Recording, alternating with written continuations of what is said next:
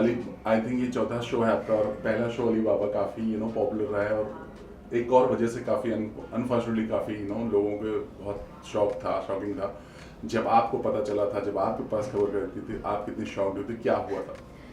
मैं बहुत शॉक थी और मुझे लगा नहीं था कि ऐसा एक्चुअली हो जाएगा रिज़ल्ट। मुझे लगा था कि शायद उससे कुछ गलती हो गई है, मैच्योरिटी में थोड़ी सी मिस्टेक हो गई है और she will make it up और वो ठीक हो जाएगी। और मुझे उल्टा ये लग रहा था कि ज़बरदस्ती लोगों को पता चलेगा और बात फैलेगी, कैसे फेस करेगी, इस तरीके के थॉट्स मेरे माइंड में थे। मैंने एक्चुअली नहीं सोचा था कि रिज़ल्ट ऐसा होगा।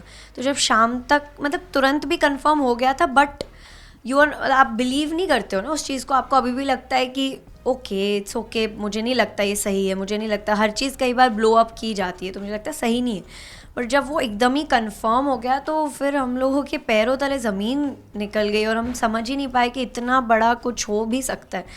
मतलब definitely it was very very difficult to digest the whole situation.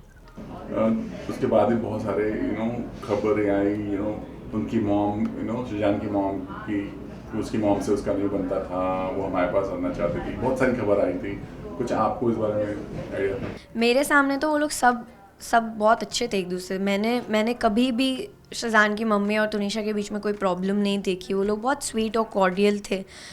और आई थिंक उनकी मम्मी भी अपने बेटे को, हर बच्चे की माँ अपनी बेटी के लिए प्रोटेक्टिव रहती है और किस तरीके से वो चाहती है कि वो सही कदम उठाए, सही चीज़ें करे और उसकी लाइफ में सब अच्छा ही हो। किसी की भी मम्मी पापा यही चाहते हैं। और तुनिशा के मम्मी पापा, मम्मी सेम ही थी मेरे सामने। आई डोंट नो इंटरनली उनका क्या था, क्योंकि उतना हम चाहकर भी नहीं जान सकते। We are actors, we meet on set, we do our lines and we go home. तो थोड़ा बहुत समझ में आता है बट बहुत नहीं हम जान सकते। तो मुझे ऐसा लगता है वो कोई भी और माँ की तरह थी। कुछ माँ ज़िंदगी में सॉफ्ट होती हैं, कुछ माँ थोड़ी स्ट्रिक्ट होती है, बट दोनों ही किसी भी तरीके की माँ तो माँ होती है और वो हमेशा अपने बच्चे का अच्छा ही सोचती है।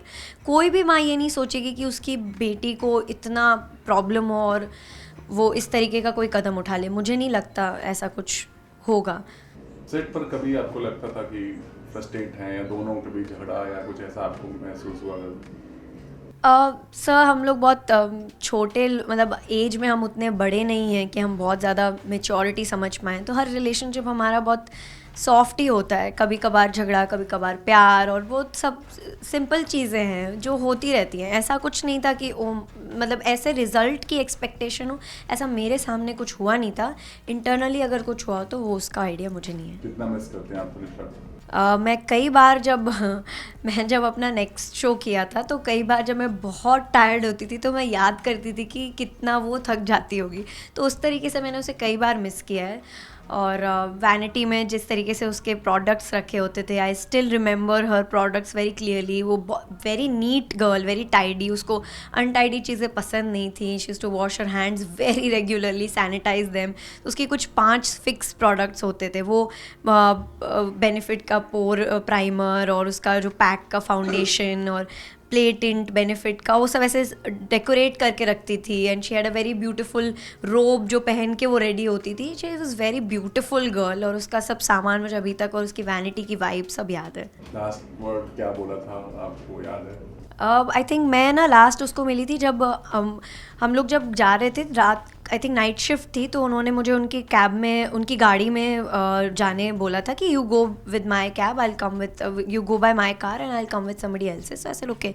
तो जब हम वहाँ तक पहुँचे और वो चौराहे पे हमें मिली, शी हैड अ रेड, तब उसके उनके बालों का कलर रेड था और वो इतनी खूबसूरत लग रही थी बिना मेकअप के। And she was wearing a blue top. तो वो उसमें बैठी, हमने उसको सॉरी बोला क्योंकि हमारे आने में बहुत लेट हो गया था। And she waited for half an hour, but उन्होंने हमें कुछ नहीं बोला, वो बैठी और वो चली गई। So I think that was my last memory of her. कभी कभी एक्टिंग का कोई टिप्स दिया या कोई एक्ट में कुछ बताया आपको? I think horse riding, she was very good at horse riding, very good at singing तो, एंड डांसिंग। तो मैंने खुद देखकर डांसिंग में काफ़ी कुछ देखकर सीखा कि नहीं मुझे नहीं पता, बट मैंने इंस्पिरेशन ज़रूर ली कि ऐसा होना चाहिए कि आपको सारी स्किल्स, इतने मास्टरी हो स्किल्स में कि आप हॉर्स राइडिंग भी करें तो ऐसे लगे वाओ, डांस करें तो लगे वाओ, गाना गाएं तो लगे वाओ।